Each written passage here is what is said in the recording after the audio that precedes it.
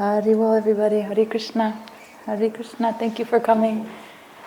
We're going to have an Ahankara party again. Ahankara party 5. So far, everybody's Ahankara is okay. So let's see what happens today. All right. So today we're going to review from 2 weeks ago, last time we met, about what we talked about. We're going to talk today about the Ahankara characteristic of loves. Because before we talked about how Ahankara hates, right? So now we're going to talk about how Ahankara also loves.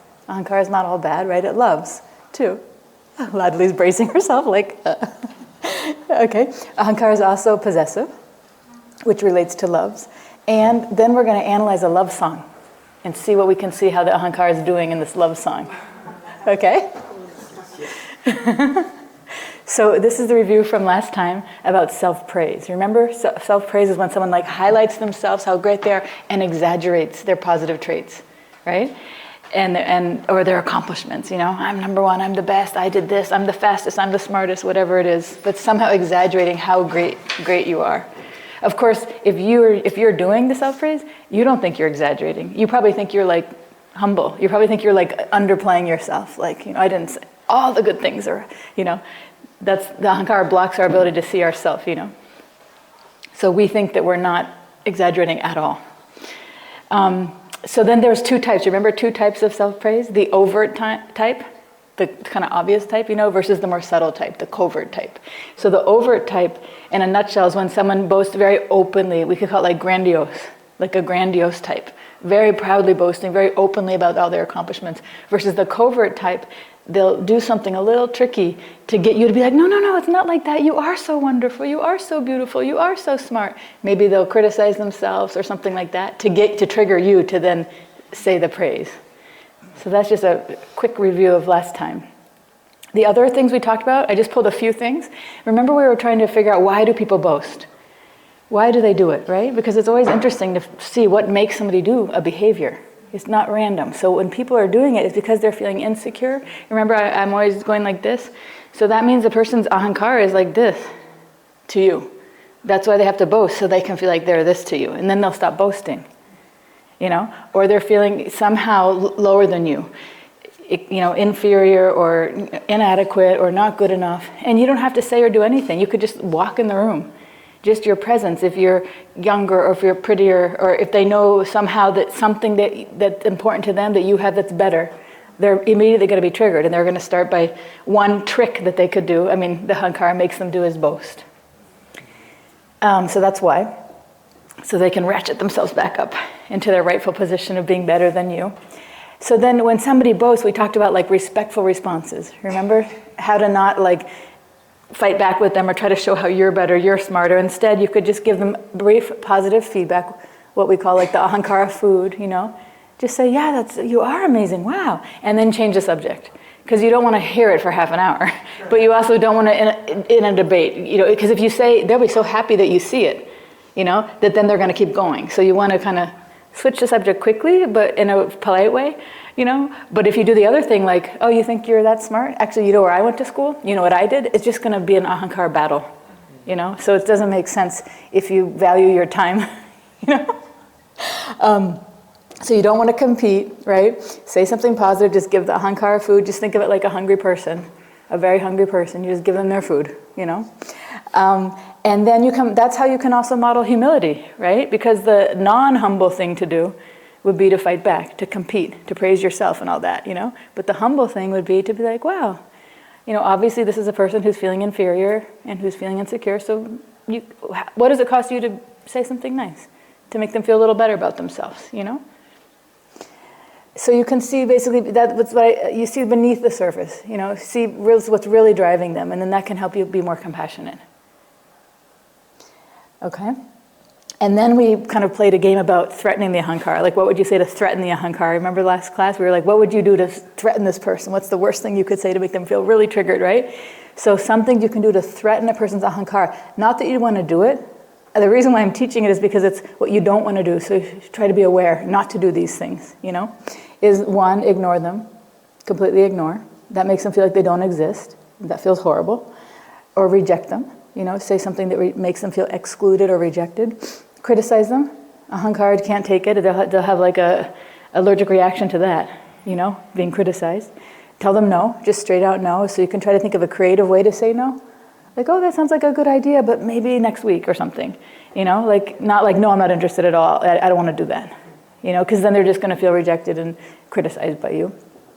Or tell them that they're wrong, like flat out wrong. It's like, oh, that's interesting. Okay, I didn't think about it that way. Instead of like, you're just wrong, that's not how it is, That's very triggering to the Ahankara. Or tell them the right way to do it, especially if it's something that their Ahankara thinks that they already know how to do it. That's the worst. Have you had somebody do that? Where you think you're good at something and that's your thing, and then somebody comes in and tells you, okay, here's how you do it like this.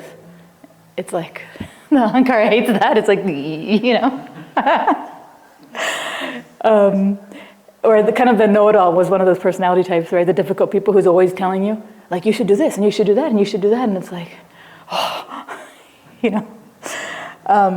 Or you try to show how you're better than them directly. That's very triggering, right? Very threatening to the Ahankara. Or you have a close relationship with someone else that's important to them. So there's someone that's important to them and you. And if they see you getting closer with that person, that's going to make the Ahankara freak out as well. Okay, so that's some review. And then we've done in depth 3 characteristics of Ahankara. So now today we're going to do loves by popular request. Because I think 2 weeks ago people were like, well, isn't there anything positive about Ahankara? So here it is. Let's talk about how Ahankara loves. Okay? So the characteristic of loves. So love is an intense feeling of deep affection. Right? That's simple. Probably everybody's felt that before. And our thoughts and feelings drive our behavior. So this isn't a new concept. I've taught about it before, but I'm just going to use it as a refresher because it's so interesting to see. If you feel love in a nanosecond, then you act. It's not like you're thinking like, oh, I love this person and here's what I'm going to do. Usually we don't contemplate or deliberate on it. We just act. And we don't realize we're acting because we really love somebody or because we really hate somebody. We're just acting. So when we feel love, we're impelled to act upon these very intense feelings. And the more intense the love that you feel, the more intensely is going to be your behavior, right? And so we have these ways that we can act, physically. We can express something also verbally through an action, And those emotions of love are driving our action, okay? So here's some love poems, just to give you an idea when somebody's in love what they might say, okay? If I could have all the time in the world, what would I do? I'd spend the time in pleasure sublime just by being with you. Imagine you got that on Valentine's Day in the old days. With a little candy in there, you'd just be in heaven, right? Another one. Darling, your touch fills me with bliss. My whole world is rocked each time we kiss. With everything you say and do, I'm so much more in love with you. Another love, right? Teenage heartthrob, imagine getting that. He really loves me. The third one, of everything I know and love and treasure, it's you, my love, who gives the perfect pleasure. To be with you is happiness and bliss. Okay, so just a few lines from different love poems. But this is how, when you fall in love, your heart just, you can't take it, right? You have to express it in some way. And some people are verbal, they want to say it. Some people like to write it. Some people like to sing it. Some people want to express it physically through touch or something. There's many ways to express it, but it has to come out. It's a very intense feeling. So how does it work actually? I tried to break it down, okay? So we did a lot of classes on manas. So we'll start with manas, right? So we see something coming in through our eyes or ears or one of our 5 senses, right? That's coming in, goes onto the screen of manas, and then we like it. Why? Because it makes us feel good. So if it's a physical attraction to someone, you're going to look at them and go, that person's beautiful or handsome, right? Or if it's not physical, maybe you're hearing them say something. Maybe it's how they're singing or some words they're saying. Wow, I'm attracted to their words. You can be attracted at different levels, by what you see, by what you hear. Actually, with all the senses, there's something that's attracting you, and it makes you feel good. So it's on the love side. So what actually feels good in love? What actually feels good? So let's analyze in the senses what happens. Okay? So we see how our beloved looks and we like it. It delights our eyes. And love is very unique and specific, right? Not all of us are in love with the same person in the same way. It's very unique to actually our samskaras, our samskaras. And so it's very interesting to be like, no, that person I love so much, and that someone else is like, oh, I hate that person, right? So it's very specific to our unique makeup of what we like, what our eyes like and dislike, So we see how this beloved looks and go, wow, I love that person. So beautiful. Or we hear something that they say, like the love poem, oh my God, I love them. They just delight just hearing that is so beautiful, those words, Or touching, they give me a hug, or the way that they hold me, or even just rub my hand, right? Oh, that's the touch of my love, Smelling them. There's a whole science to the smell. What is that called again? And what's the name for it? Pheromones. Yeah, there's a whole science to that. That they've done studies on people, and you can smell your love, basically. What you're attracted to, you can actually do it with the sense of smell and not even ever seeing the person. And then they show you the people, and who you'd pick with your eyes is who you'd pick with your nose too, without ever seeing them. It's so fascinating, right? So smell is very powerful. And there's some smells that are repulsive to some people and that other people love in terms of how people smell, which is so fascinating, They even make these pheromone perfumes I've seen before. So you can attract, someone by that. It's like amazing. But anyway, so the sense of smell is no joke, right? It's very stronger for some people. Remember that story I told about Joshi, the autistic boy who we used peppermint to get him to stop pounding his head off the wall? It was a sense of smell for him. That was his thing. Okay, and tasting, tasting our beloved, it excites our tongue. If you're having a romantic or a sexual relationship with someone, you're kissing them a lot, right? So the sense of taste, you like how that person tastes. So all your senses, or whatever one, is you have to think like, that's actually, we're boiling it down to what love is. And I'm not talking about bhakti yoga here. I'm just talking about from a Western psychologist's point of view, what love is in the Western world. So I don't want to have any confusion around that. Okay, so what makes our Ahankara go for love, right? It loves what makes it feel powerful. Because when we say good, it's like it delights me, that's manas, right? But then, I am somebody. I'm important, I'm special, I'm unique, I'm beautiful, I'm strong, I'm smart, I'm desired, I mean, look at this guy. I never thought about it before, but he's like basically, this is a very common thing, right? For a man to do to a woman if he's trying to capture her. But I never saw that it's kind of like an act of surrender. He's down on one knee, So yeah, and so how does she feel? She's like, yes, that's right. You get down on one knee. Yes, So that's her Ahankara being like, yes, and you can be my boyfriend. You got the right idea. Let's see after 1 month if he still does it. But at the beginning, when the guy's trying to get the girl, he'll do things like that. These grandiose acts of love, But how do you think her Ahankara feels? He's giving her a rose, he's down on one knee, he's probably saying sweet words. Think of all of her senses. The rose smells so good, He probably has some nice cologne on or something. He probably smells good and looks good, And then he's touching her hand in a nice way, and he's saying the sweet words. What more could you want? All of her senses are just delighted by this guy, And she feels powerful. So this is how the Ahankara helps you fall in love. So Ahankara loves whatever pumps it up, That's back to the same old thing. So whatever pumps it up. So Ahankara love. So we love to be associated with people who make us look good. We love the sound of people who praise us, through our sense of sound, if they're going to say nice things that praise us, like those love poems, right? We love people who touch us in a way that makes us feel special and important. We love people who smell good, but not better than us. They can right? They can smell good, but not that good. We have to be better. Otherwise, not going to work. We're going to compete on that one too. We love sweet taste, right? Why? To fortify our concept that indeed, of course, we're so sweet.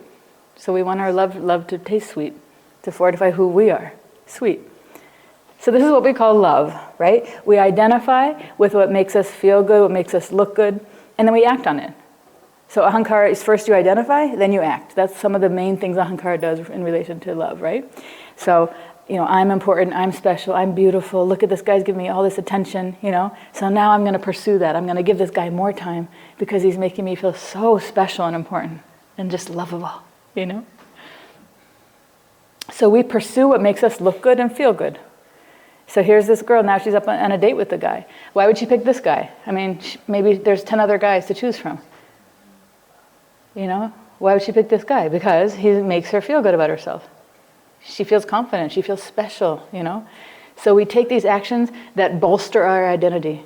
So this guy, what he represents to her, when we say love, if you really break it down, and I'm sorry to burst any bubbles, I don't know if there's some people who are like, what? But really what it is somebody who basically makes you look and feel good. It's not really about that person. And if it was, then when something happens, just say they died, or just say they make you look and feel not good. And it was really just about that person, you'd stay with them. Because you'd be like, I love you anyway. But if all of a sudden they're not checking the boxes, the guy's not down on one knee with the roses, he's not taking you to the candlelit dinner, he's not saying the sweet words, and when the honeymoon is over, and you're not feeling and looking good, bye-bye, next. That's how it goes, right?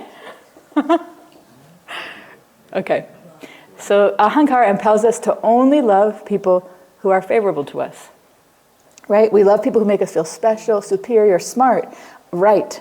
Remember how Ahankara always likes to be right? The yes man, or the yes woman, right? Important, included. Ahankara hates to be excluded, even though that's one of Ahankara's defining characteristics, that it excludes everyone else. That's what it does if it's in you, but you hate it when other people do it to you. Unique, understood, desirable, lovable, right? So whoever's going to make us feel these things, that's who we're going to love. And if you ever wanted to do an analysis, it's a good one to do and say, who do I really like? Who am I keeping close to me? Am I keeping close to me people who hate me? People who make me feel the opposite of these things? Probably not. That's because your Ahankara doesn't like that. So Ahankara is like the great divider. It's like you're the bad ones. You're bad because you don't give me my Ahankara food, in a nutshell. And you're the good ones because you say and do what I need to feel good about myself. So that's the bitter truth about Ahankara. So in true love, right, it's for everybody. It's not just for people who are favorable to us, right? For example, if you think about the sun, does the sun hate anybody? Is it like, oh, I hate that person, I'm turning off over here, turn the sunlight off for that person? Or does the rose, stop putting out its beautiful smell? If somebody spits on it, not even ignores it, if somebody spits on it, it's still pumping out that beautiful smell. It's like just giving its love because why? That's its nature. It's not like, well, you didn't like me, you didn't appreciate me, so that's it. I'm turning off for the day. It doesn't do that. So why can't we be loving and kind to all, even those who are jealous or angry, unempathetic, and hateful towards us? Why? You know the answer, right? Ahankara, right? You can't take it. So Ahankara is to blame. See the cat? It's like, meow. So that it would never do that to its mommy who's giving its food every day, right? And you can tell that cat has had a lot of food, so that mommy's probably giving that cat food like 3 times a day. So it would never do that to mommy. Probably mommy's friend came over and tried to pet it, and it was like, get away! Leave my mommy alone. She is giving me my food, and she makes me feel good, and she makes me look good, and whatever else, nobody can... She's mine, my mommy, So Ahankara impels us to hate those people who threaten our sense of identity. So I just wrote the opposite here, right? It's if somebody makes us feel ignored or rejected, excluded, inferior, stupid, wrong, unimportant, less than, like inadequate, misunderstood, undesirable, unlovable, that's who we're going to hate. And if you put down the list, just think of people that maybe hate's too strong of a word, but people you don't hang out with, you don't associate with, you don't like, you try to avoid, they're going to probably make you feel some of these things. And that's why you don't like them. And so when you can really look at it almost like with a sense of humor, like, oh my God, my Ahankara is out of control. It's just been unconsciously driving me to avoid these people and like these people, and only see it through that lens. Just like when we did the manas exercise, we were laughing in a way, ooh, that tastes horrible. And ooh, I love how that tastes. You saw how childish manas is. Ahankara is not much better. Pretty much the same idea, if we're unconscious about it, unaware, then that's how we operate. So Ahankara basically drives us and tells us who to love, right? You make me look good, like the cat princess, you make me look good, I love you. You make me feel good physically, yep, I love you too. You make me feel good emotionally, you're in, these are my people. And that's what we call our friends, or our partners, or people I'm close to. All how they relate to your Ahankara. So unaware people act upon the ignorance of the Ahankara, which is what I presented so far. That's the ignorance of Ahankara, and not on the brilliance of true love. It's just like a brainstem reaction. It's just like, you punch me, I punch you back. That's Ahankara if we're not aware of how it drives us all day long. Okay, so we get swept away with the Ahankara, what I call the Ahankara antics, right?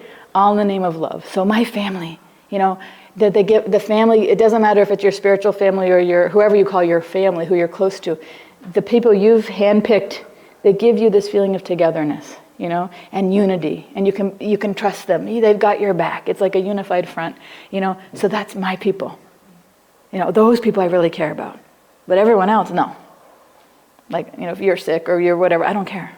But you're my people. Why? Because you make me feel good and look good. My partner, right? So this is this attraction, usually like on a physical level. That's what puts them oftentimes in the category of partner, at least to start. You're physically attracted to each other. Down the line, it usually doesn't last that long, but at the beginning, that's what a partner is, right? Someone that you're having some sort of sexual union with. And then eventually you end up usually just being friends. But at least for the partner category to start, we'll call it that. So attraction based on feeling good through a physical touch. And then you have like a friend category. So this is this affection based on, feeling good mentally with the person. And usually you have common interests. That's what a friend is, right? So you fortify my interest in whatever. Scuba diving. Oh, you're into that too? And then you can talk about that and you can bond about scuba diving, and that helps fortify, like strengthen your identity. It's scuba diving, people. I've got my family identity, my partner identity. All these things make me who I am, all these people and all these different relations. So this kind of love, unfortunately, makes us insecure, having these types of relations. Because Ahankara, it makes us act in all these kind of crazy ways, actually, to protect this so-called love. So it sounds good. And that's how we all were, usually most people are brought up this way, and you don't even think twice about it. You just think it's normal. But you really, inspect all of this and analyze it through the lens of Ahankara, it's like you see a whole different thing, And so we don't want to act crazy, we don't want to act, I don't want to say crazy, but you don't want to act like so like emotional, so emotional about it, and so, unstable about it, Ahankara makes you do that because you feel insecure and you're trying to always make sure that identity of yours is fortified by these other people, and that nobody else can get in between you and that other person, whether it's your family or your friend or your romantic partner, whoever that is that you've glommed onto, that represents your identity.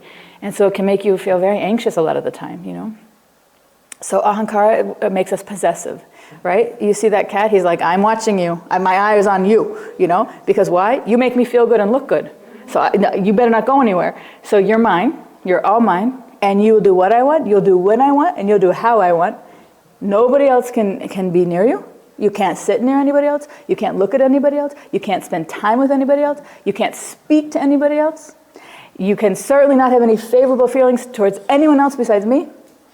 You must always be thinking of me. Me, me, me, me. You must love me and only me. Welcome to the Ahankara, sense of possession. Now, nobody wants to admit that they feel like that, but that's the Ahankara.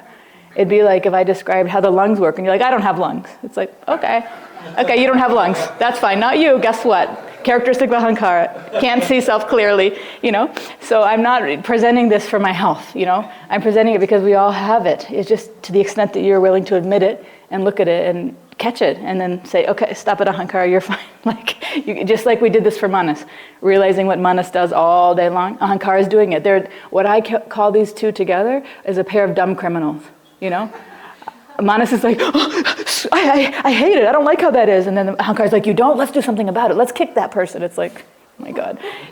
So it's going on actually all the time. You just have to put your awareness on yourself. If you can't do it because you don't think you have it or whatever, fine, watch somebody else. Watch somebody else and see it, not to criticize them, but then to see, ooh, and then watch another person and go, they have it too. Ooh, and that one has it too. Shoot, could it be that I might have it too? Yes. So then watch it in yourself. Maybe you have to warm up to that, But the idea is to see how it's just, and not feel critical of yourself about it. It's a natural characteristic of Ahankara, just like Manas likes things and doesn't like things. Same thing with Ahankara. Ahankara makes us possessive. It's just a quality that Ahankara does. So we have to look at it and try to see to the extent that we're doing it, because Ahankara and Manas have been doing it since the day we're born. Mommy, mine, since the day we're born. And so it's not something so easy to see because we don't think it's there, first of all, and it's our second nature. It's doing it automatically all day long, just like our breathing and our heart moving, So why does love make us try to possess? You see this person? He's wrapped, or she's wrapped, her lover, and wrapped up, and then you're mine. So this indicates that we actually are devoid of love inside. Because if we have it, then why do we need to possess somebody if we actually have it? Just think of something you have and you're 100% sure of. I know for sure that I have my breathing apparatus is working fine. So now I'm not going to try to get that from you.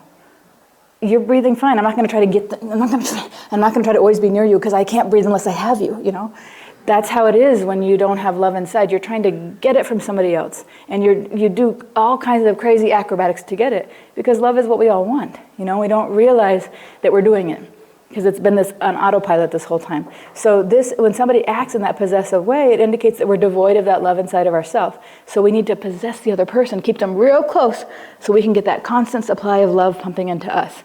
Their love, their acceptance, their approval, their admiration. So when you think about it, you can have compassion for yourself if you're doing it or somebody else because that's sad. That means it really comes down to childhood, not getting the basic building blocks of what you needed, So I'm trying to make it light because it's kind of like a heavy topic. I'm trying to make it funny when you can do it from an impersonal way and not look at your own self, but just look in general, this is the human condition, of Ahankara makes you do, then you can laugh about it. But when you start looking at yourself, there may be some sad feelings around seeing what you didn't get as a child and what you're trying to make up for now in your adult relations,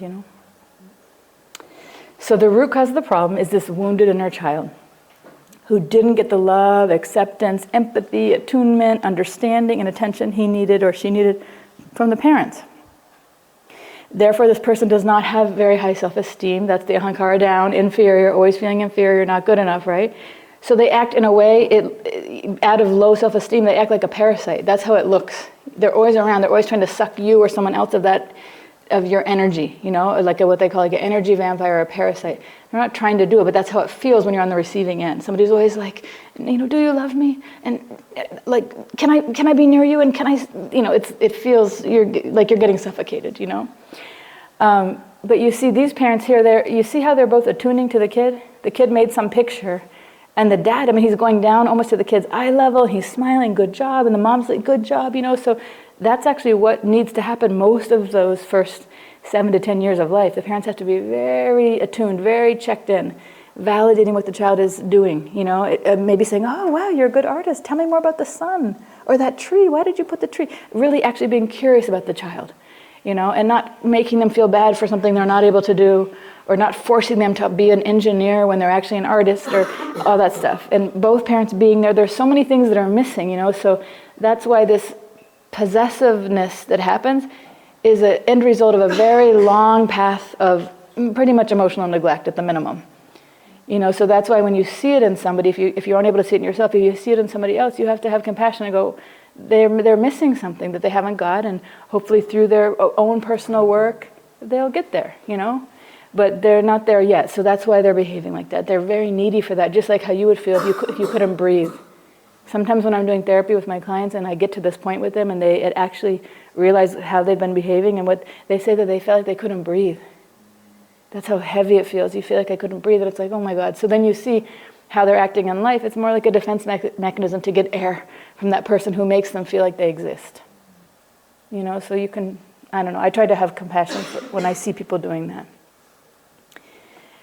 So as a result, as an adult, what possession looks like. Anxious, aggressive, angry, insecure, because anybody who's going to take your thing away, you're going to be anxious about it. You're going to be angry at that person, and you're going to be insensitive to them, unempathetic. You'll be very jealous.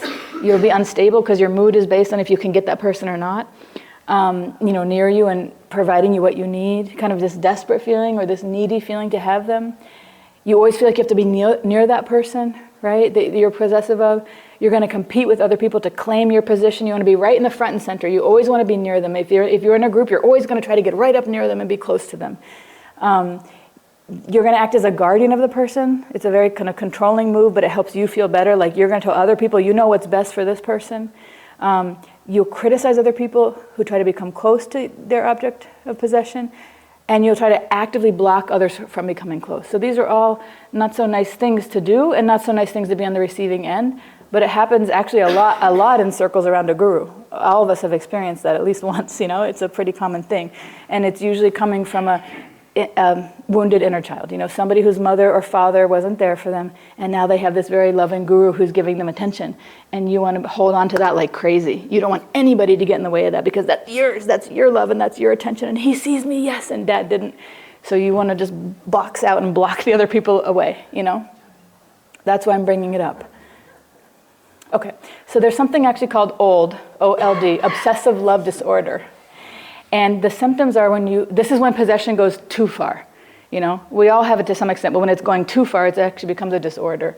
And it's not a disorder in the DSM-5, which is the Diagnostic and Statistics Manual for Psychology. It's related to some other disorders, and this is like a part of it. So you couldn't diagnose someone just with this, but it's a part of a few other types of disorders. So you fixate on just one person. You have this overwhelming attraction to that person, their mind, their body, their whatever, something about that person you're kind of obsessed with. You have these obsessive thoughts, you can't get them out of your head. You have these possessive thoughts, which I kind of highlighted possessive thoughts, about them. And extreme jealousy over their interpersonal reactions. You don't want them to look at anybody else, to be near anybody else. They're all yours and only yours. You can feel the need to protect them, right, and be controlling of them as if they're your possession. Like, no, you can't go here, you can't do that, you can't look there, you can't be there, you can't, whatever. You have low self-esteem, a constant need for reassurance by them. You're monitoring their actions, maybe even spying on them, like looking in their text messages, going on their emails, watching what they're doing, coming to their door and seeing if you overhear them talking to someone else.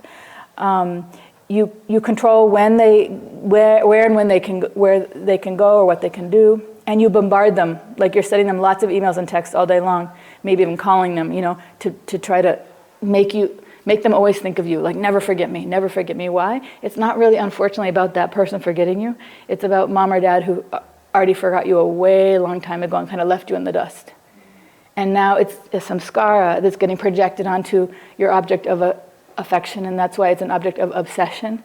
And sometimes you get obsessed, if this happens, to a person who's actually finally giving you the love that you always wanted that you never got. And sometimes it's the person's not giving it to you, and that's why you're so obsessed with it, because you're like, well, my dad never gave it to me, but now you are going to give it to me. But you're mimicking my dad's emotional unavailability, and now I'm going to really get it from you, because I couldn't get it from him. That's one way, Or the other way is the person's actually giving it to you, and you're like, I'm never going to let this thing go, So these are two ways it could play out. So the punchline of all this very happy lecture about Ahankara, is that Ahankara's love is all related to the body, right? I'm saying like the body-mind complex. So like if you make my body or my mind feel good or look good, I love you. And if you make my body feel or look bad, I hate you. That's it. So Ahankara is decoded, and when you put the spotlight on Ahankara, it doesn't like it. It really doesn't like it. And when you call somebody out on this, they're not going to like it at all. So just say, you're like, okay, I got it, I see that. And then you say it to somebody, it's going to very much trigger them. So the idea is, it's for you as a tonic maybe you could use to say, is there any part of me that I'm doing that, and try to catch it. But it's not to be like, oh, that's your Ahankara. You don't, because Ahankara is very sensitive, Okay, so let's do our practical application. Let's apply it, all right? So, yes. Yeah. One of the previous slides about the people one loves. So there was one mention that one makes the person feel superior. These are the people one loves. So I'm wondering if one is in a love relationship, mutual love, so-called love. So is it possible that each person makes the other feel superior? I guess it's possible, but how does it play out? Because only one person can be superior. So how can they each make each other feel superior? How would that? That's a good question. So they do it in different categories. So if I'm like, I don't know, just say my thing is psychology. I'm a psychologist. So my partner's like, you are like the best psychologist. I'm like, really? Tell me more about that. And they're like, well, you're the only one. I'm like, oh yeah, anything else? And they just keep going about how good I am at psychology. But now my partner is a runner, a complete athlete. So I'm like, you are the best athlete. I think you could run like the triathlon. I think you could, and I'll go and be like, you're so good at that. But if my partner becomes a psychologist, that's not gonna work. Don't even go near my yard. You keep running, boy. Keep running. So as long as we're on our own domain, and that's actually, if you look at it, when you look at who triggers you, it's because they're getting in your domain. If there's somebody who's out of your domain and you can be really good and they can hold you up, that's who the friend is. But if it's getting too close, then it's like, no, that's my thing, so get the hell out, Okay? Any other questions before I go on the practical application? Anything online? No? Okay. So now we're going to try to spot these Ahankara characteristics. So I went over a lot today, right? And so I didn't put them all on one slide, but I just put a few. We're going to analyze the Ahankara antics in this love song, and this is actually a true love song, and a true love song based on a true story from the 1960s, I think it was. So do you guys have you heard of Bob Dylan? Bob Dylan? So he wrote a love song called Spanish Boots of Spanish Leather. I don't know, maybe you've heard this song before. I don't have it to play, but I wrote the lyrics out of what he said. So his love song is Spanish Boots of Spanish Leather. And he was in love with this woman, and she was leaving. She was going somewhere sailing to Europe or something, and he was in the US, And it's their dialogue back and forth into a really pretty song. So I want to analyze what you think about what was his Ahankara doing, what was her Ahankara doing. So let's see. Okay, so here's just a few of the symptoms I pulled out from everything I just said. So if you want to take a screenshot, just to keep a refresher, if you want to keep any of these, you can take a picture or a screenshot. These are some of the symptoms you might find for this love song. So loves to be associated with people who make us look good. That was one, right? Loves the sound of people who praise us. That was another one. Possessive, in a nutshell, I just said that, but a few of the things related to that were insecure, always wanting to be with that person, attempting to make the object of love, always remember them. Expressing love verbally was one thing I showed, right? Obsessive love disorder was the very extreme of possessiveness. And this punchline, like, if you make my body feel good, then I love you. Okay, so here's a few things you might want to see if you can find in the love song. And this picture is here because, remember the cat was like looking in the bowl at the fish? So now the cat is... finally, this is the possessiveness to the max. It's like... Okay, so let's see what we can find. So this is Bob Dylan and the girl that he was in love with. Spanish Boots of Spanish Leather. Does anybody have something where we could play it so you could hear it? I didn't know how to do it on this computer, but if somebody can find it, it's a very nice old love song. Spanish Boots of Spanish Leather, Bob Dylan. So what he says is, I'm sailing away my own true love. No, sorry, this is what the girl's saying. She's saying, I'm sailing away my own true love. I'm sailing away in the morning. Is there something I can send you from across the sea, from the place that I'll be landing? She's going to Spain, I think. And he says, no, there's nothing you can send me, my own true love. There's nothing I'm wishing to be owning. Just carry yourself back to me, unspoiled, from across the lonesome ocean. Okay? This is the first line. So now, who wants to say, if you have a mic, use the mic and tell me any Ahankara characteristics you see from him or her. Any specific characteristic. Or if somebody wants to play the song, they can as well. You want to play it? Huh? You can play it on your mic. You can play it on your mic. Huh? Pause. And then we'll play the next part after we go to the next one. Yeah. Thank you. We'll come back to it in a second. Thank you very much. Okay, so now let's analyze any Ahankara characteristics. Go ahead, Krishna Das. Not that one. We need that for the music. Is there any other one? Okay. I didn't mean to say no. I know that might have triggered your Ahankara. Oh. You could have that one, but maybe not. Yeah. I can exchange a little bit. No, it's I get very interested about the way that each other address like how they address each other. Yeah. My own true love. Ooh, tell me more about that. Extremely possessive, like, Yes. because if you love someone, you can say my love is about your feelings, but Yeah. my own, Yeah. is like, oh my God. Mine. Yeah. It's like the cat. You're in the bowl. I see you. You're mine, my own. You've got a T-shirt. Now, before you go across the ocean, wear this T-shirt. You're my own. Mine. Good. That's a good one. Good catch. Possessive, right? Okay. What else? Any other Ahankara characteristic you see? Vilas? He says, come back unspoiled. So I think the unspoiled might refer to... Smell? No. might refer to, don't love someone else. Exactly. Right? Exactly. And very good catch. don't let anyone else come close to you. Yeah, very good. So that I'm not... So that I'm no longer the only one, the close one. Yeah. So these are... I Very think, good. the Ahankara Just here. one word. You got it. One word, right? Why does he have to say unspoiled, right? It means you're mine, and I want you to say just like this.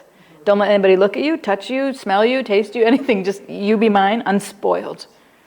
And why are you perfect now? Why is she perfect now? Why is she unspoiled now? Because he's the only one. Yes. You And see that? Yeah. For her, no? Yeah. She's unspoiled because she hasn't, that he knows of, cheated on him yet. Exactly. Okay. What else? Bharata? The lyric. Lyric, okay. Is it on? Yeah, you got it. Is there something I can send you from across the sea from the place I'll be landing? Yeah. So the fifth characteristic is Yep. attempting to make the object of love always remember that. Yes, you got it, exactly. You see that? You don't see that? Is there something I can send you from across the sea, from the place I'll be... Why does he want to do that, if you think about it? Why would she ask that? Why would she want to send him something? Because what would that object represent once he receives it? Exactly. Remember me, remember me, remember me. It's subtle. The Ahankara is tricky. It does it all day long. That's what I'm saying. This is just a random love song, but you can see how much the Ahankara is just threaded through the whole thing. Good catch. What else? What else is this tricky Ahankara doing in these lyrics? Anyone else?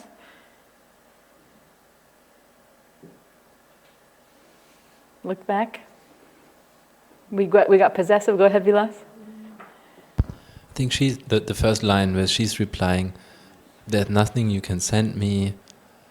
There's nothing I'm wishing to be owning." So I think that's the reason why he loves her, is that no, I want only you. Yeah. You are the best. Yeah. It's not about Yes. getting something from Yeah. you. It's you as a person. Yeah. Very good. Meaning, I want your body, because Yeah, it makes my body your feel body, good, in a exactly. nutshell. Don't send me an object that reminds me of your body. Just get your body back here. yeah, don't buy something Yeah. or whatever. Yeah. No replacement. Yeah. Nothing Yeah. cheap. Yeah. I want you. Yeah. Ladli, you got something?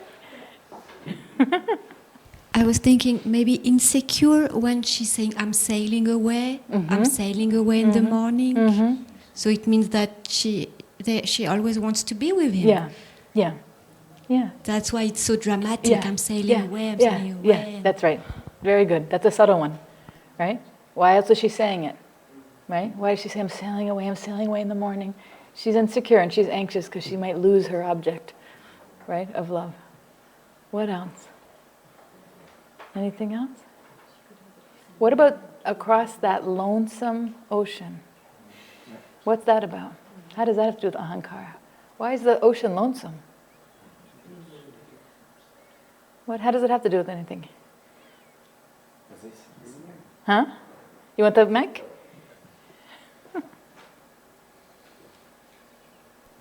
Maybe it's again about possessiveness. That it should be lonesome ocean for me and for you. So you are mine. So that in the whole world, the only me should be for you. Again, and also if you can just move the slide to the lyric. So I feel that here also some hidden trick of Ahankara, that he's praising her, but in order to be praised by himself. So you are so unique. You are my true love, but and return can be unspoiled because only me deserves you. That's only me to whom you can belong. Yes, very good. It's unsaid, but it's true, right? That's what he is implying. Very good. Vilas? I think she's anxious about the lonesome ocean because she can't hear the sound of someone praising her. So number 2 in this list. The ocean can't speak. It can't say you're so beautiful, you're so amazing. So it's very lonesome. Very good insight. Yeah? Anything else? Yes, Malati? It's coming this way.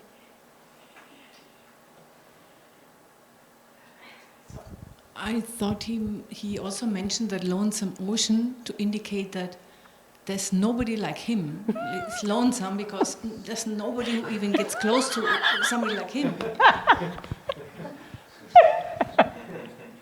You see, the Ahankara is just threaded through here everywhere. Yeah. He's really making those points, right? Yes. One more point, the whole, it's not the exact word, but the whole lyric implies that you makes me feel good. Mm-hmm. The whole thing. You are sweet to my feeling and I want you back. Yeah, very good. You make me feel good and now you're leaving. So I'm going to give you something to remember me, you know. It's basically all about feeling good. You know, you can't go away because now I'm not going to feel good. Gargamuni, you want to add?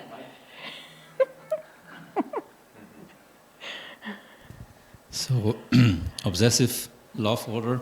Oh, love disorder? Yeah. Order, it's not order. No. There. Yes, disorder. Yes. When he says that, like he's looking out on the ocean, and for him it looks like nothing. There is nothing there except waiting for her. Very good. Yeah. Fixating on one person. So there's an entire beautiful ocean, you know. He can't see anything else except for the fact that she's not there. Very good. So just obsessed and fixating just on that. Very good. Okay. You ready for the next lyrics back and forth between these two lovers? We got our DJ. So see him singing by himself now? Thank you, DJ. Okay. See, this is Ahankara at its max, right?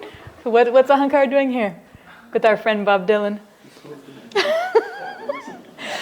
What's Ahankara doing? You got the mic? No, I just see that this man is stone, you know, he make a dream and... Is it on? It's pure dream of Ahankara, yes. The pure dream of Ahankara? Every word is something about... but if it was Krishna and Radha who speak like that, it would be nice. Yes. Okay. Something specific Krishna does? Yeah. You got the mic? Yeah, there is something like through the two like phrases that we have been analyzing, that there is anything that they are saying for the other person. Everything what he is saying is about himself, what he considers valuable, appreciable. Like, it never he say, "Oh, you will be fine there, maybe," or "I hope you will be fine there," or something well, or something. Just all the time about himself, what he considers treasurable, everything. Yeah, like I'm gonna be lonely, and I'm gonna be, you know, instead of like, I wonder how it's gonna be for you sailing from the U.S. to Spain. How's that gonna be? Yeah. And do you have enough stuff? Do you have enough water? Yeah, do you have enough food and snacks and a warm blanket? Like none of that. It's just like, I'm going to miss you and you're going to make me sad. So here's what you got to do about it, you know? Very good. Malati?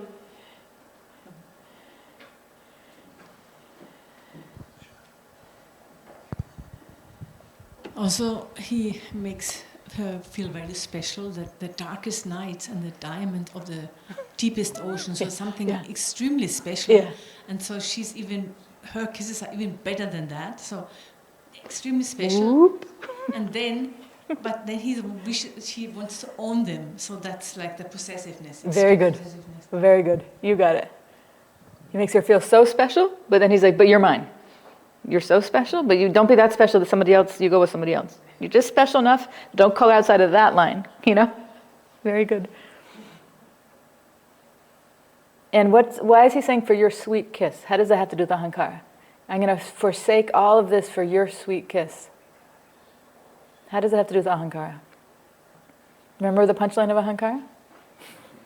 What's the punchline?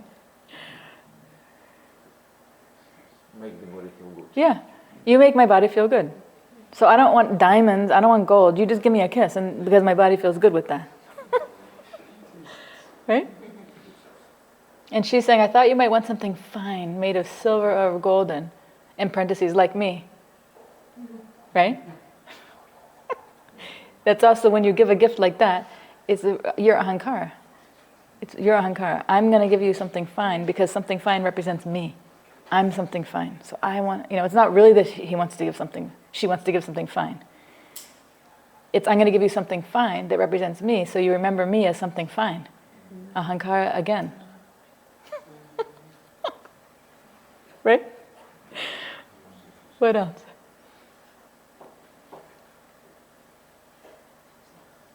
What about this last line? Is all I'm wishing to be what? Oh my God, come on. He wants to own her. He wants to own her. And he just says it outright. And this is called a love song. It's a famous love song. I want to own you.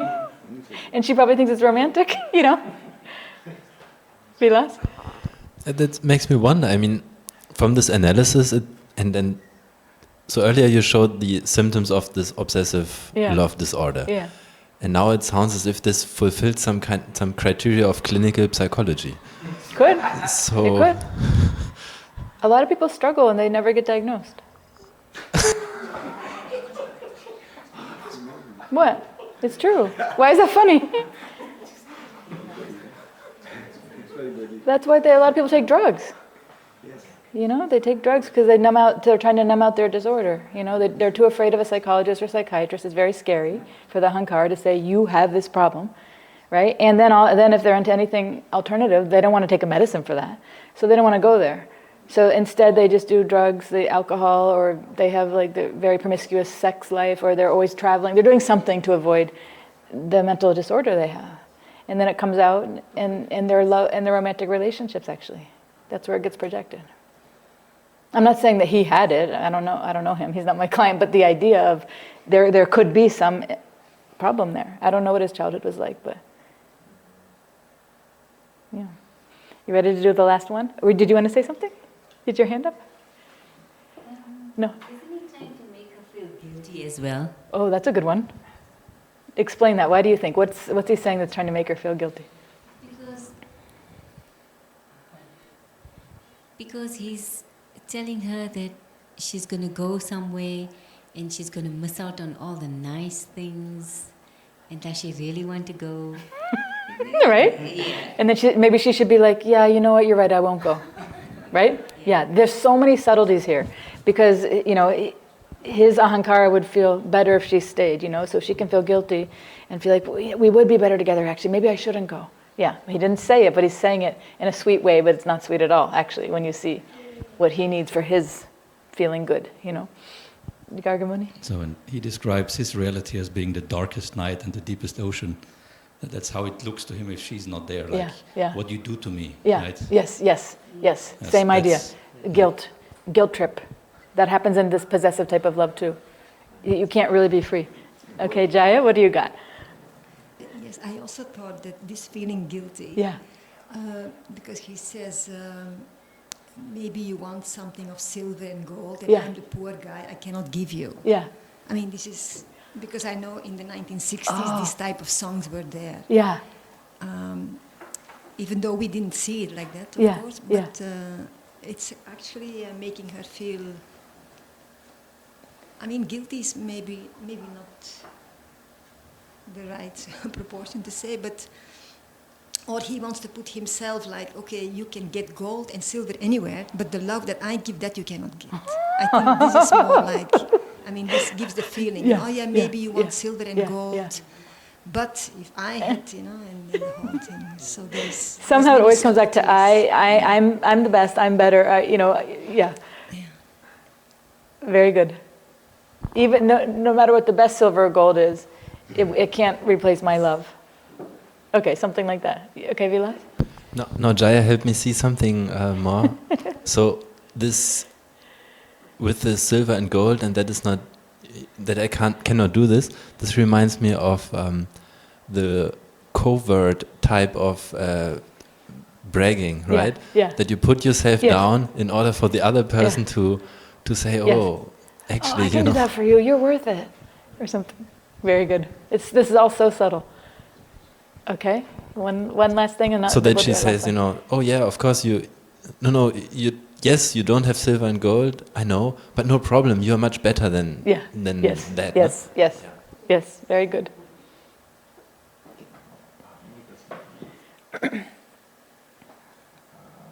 So maybe it was said already, but I see that his Ahankara is trying, you see, to put down her Ahankara, because he associate with her just silver and gold. Her interests are silver and gold. But mine interests are diamonds, stars. But even there, I am so high that I would even all these give just for you, sweet kiss. Very good. See, it's always jockeying. It's always jockeying. Always competition. That's so funny. It's true. Competition. It's true. Yeah. So, and praising himself. Yeah. That I'm better. You just silver and gold, but I am stars and diamonds. Very good. Okay, let's do the last one. Is DJ, you ready? Last lines? Oh, well, they need a mic. Hold on. We need a mic so that everybody can hear it. Can you press pause? We want everybody to be able to hear it on Zoom, too. Where's the mic?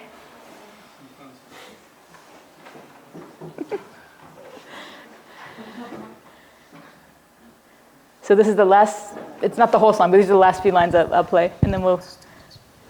Thank you, guys. Appreciate your help. Okay, so what do you think? What's going on here with our friend, the Ahankara? So her Ahankara, she's the one in black. I might be gone a long time. That's why I'm only asking now for, the third time? Is there something that I can send you to remember me by to make your time more easy passing? She's saying that to him. What's her Ahankara doing? Anything you can see? Go ahead, Bharata. You have the mic? Is there a mic around for Bharata?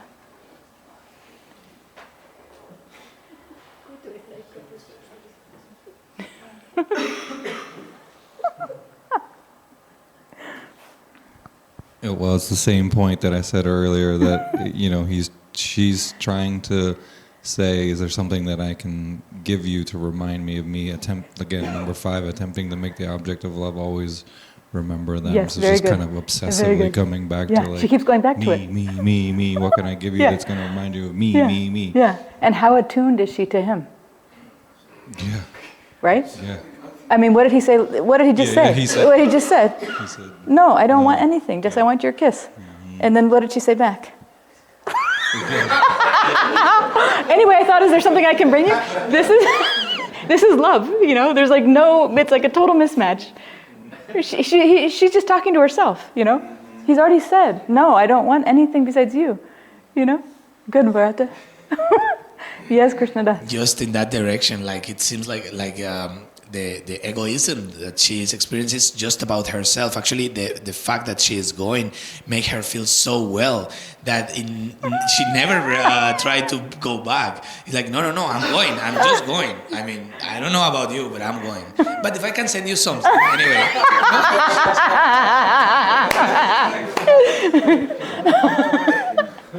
Good. Yes. I also see the continuation that she likes, continuing asking what she can bring.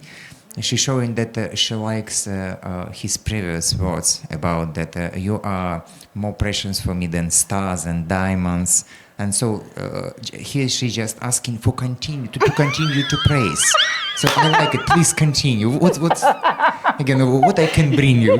Continue your praise to me. So do you think that she feels happy when he says, "Oh, this brings me sorrow"? She's like, "Yes."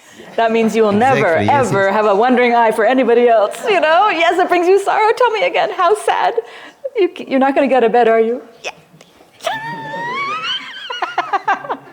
Very good. Okay, great job, you guys. I think we have to wrap up. The end of the story is that he actually asked her finally, it went back and forth. You can hear the rest of the lyrics. I mean, listen. But he finally just said, bring me Spanish boots made out of Spanish leather. And the idea he was going to walk those, tie them up tight and walk to get over the breakup. It was basically a breakup song. She was breaking up with him. So he said, just give me the Spanish boots of Spanish leather and I'll walk. But it's his true love story. So anyway, great job, you guys. I hope you got some insights into our friend, the Ahankara, and we'll have another party next week. Okay? Haribol. Haribol.